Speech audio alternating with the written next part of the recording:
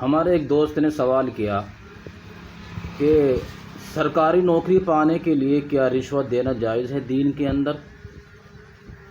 واقعی یہ سوال ان کا بہت اہم سوال تھا، کیونکہ ہمارے دین کے اندر رشوت دینے اور لینے کو ناجائز کہا گیا ہے، لیکن یہ بھی ایک سچائی اور حقیقت ہے جو بدیہی طور پر سب کو نظر آتی ہے کہ ہندوستان میں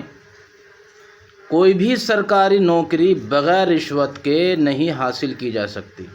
بالخصوص مسلمانوں کے لیے یہ تو ایک لمحہ المیہ ہے کہ سرکاری نوکری تک پہنچتے پہنچتے کمپٹیشن ہو جاتا ہے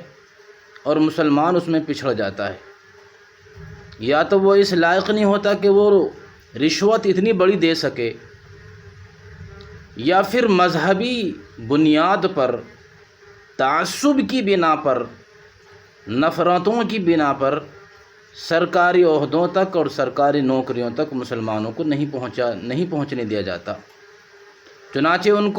ان کی اہلیت اور قابلیت کے باوجود، صلاحیت کے باوجود اور تمام تر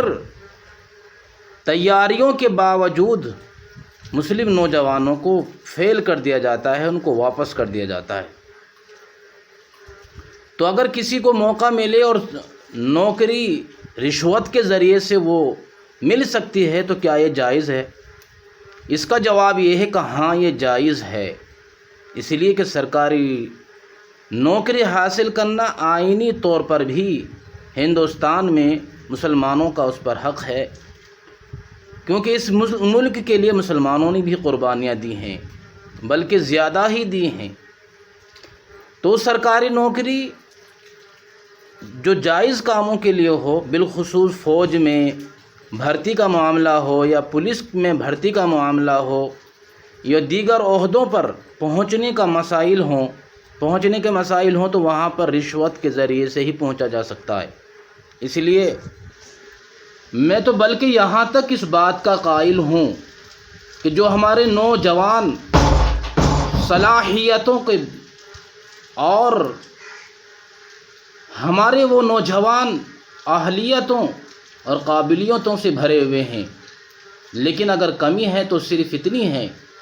کہ وہ بڑی رشوتیں نہیں دے سکتے، اوپر بیٹھے ہوئے عہدے داروں کو ان کا منہ نہیں بھر سکتے۔ تو میں اہل تمول یعنی امیر طبقے سے یہ درخواست کروں گا کہ وہ غریب بچے جو صلاحیت، اہلیت، قابلیت اور حوصلوں میں بہت مضبوط ہیں، ان کو سرکاری نوکری تک پہنچنے کے لیے، بالخصوص فوج کے اندر مسلمانوں کی بھرتی بہت ضروری ہے، پولیس میں مسلمانوں کی بھرتی بہت ضروری ہے،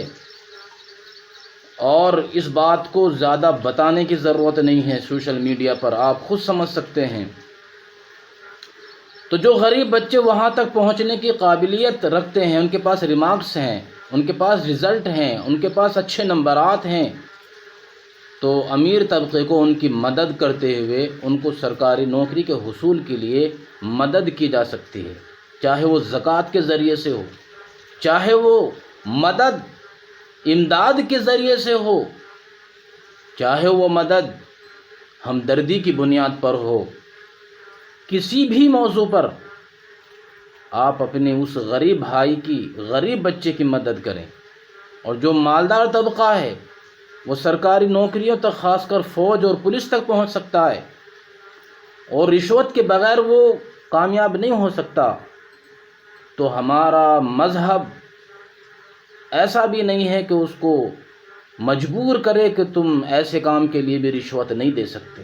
قرآن کریم میں اللہ تعالیٰ فرماتے ہیں ما جعل علیکم فی الدین من حرج، اللہ نے دین میں تنگی نہیں رکھی ہے، چنانچہ یہاں مجبور ہے وہ بچہ کہ وہ بغیر رشوت کے آگے نہیں بڑھ سکتا ہے۔ اس لیے علامہ شامی نے کتاب الحظر والاباحۃ میں فصل فی البیع میں یہ عبارت نقل فرمائی ہے کہ دفع الرشوتی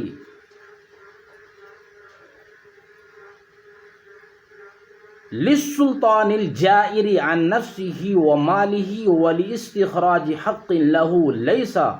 برشوة أي في حق الدافع. بعض کتابوں میں لکھا ہے دفع المال للسلطان الجائر، یعنی حاکم ظالم ہے اور اپنی جان بچانے کے لیے، اپنا مال بچانے کے لیے یا اپنا حق وصول کرنے کے لیے سرکاری طور پر بغیر رشوت کے وہ کام نہیں ہو سکتا ہے، تو رشوت دینا جائز ہے. جلد نمبر 9 صفحہ نمبر 529 یہاں پر یہ عبارت لکھی ہے. اس سے معلوم ہوتا ہے کہ دین میں اتنی تنگیاں نہیں ہیں جتنا کہ بہت سے لوگ ڈرتے ہیں کہ دین پر چلو گے تو باریکیوں پہ جاؤ گے، باریکیوں میں جاؤ گے تو الجھ جاؤ گے. یہ سوچ بہت گھٹیا ہے. مطالعہ کریں، دین میں بڑی وسعت ہے. حدیث شریف میں آتا ہے یسروا ولا تعسروا، آسانیاں پیدا کرو، تنگیاں پیدا نہ کرو. تو جہاں جس چیز کی گنجائش ہے علماء اس کی گنجائش نکالتے ہیں، اپنی طرف سے نہیں، قرآن اور حدیث کے اصول کی روشنی میں. تو میری اس ویڈیو کو آپ زیادہ سے زیادہ شیئر کریں، ہر مسلمان تک اس کو پہنچائیں اور کمنٹ کے ذریعے بتائیں کہ آپ کو یہ بات کیسی لگی. اسی کے ساتھ ساتھ اگر آپ ہمارے چینل پہ نئے ہیں تو ہمارے چینل کو سبسکرائب کریں. شکریہ.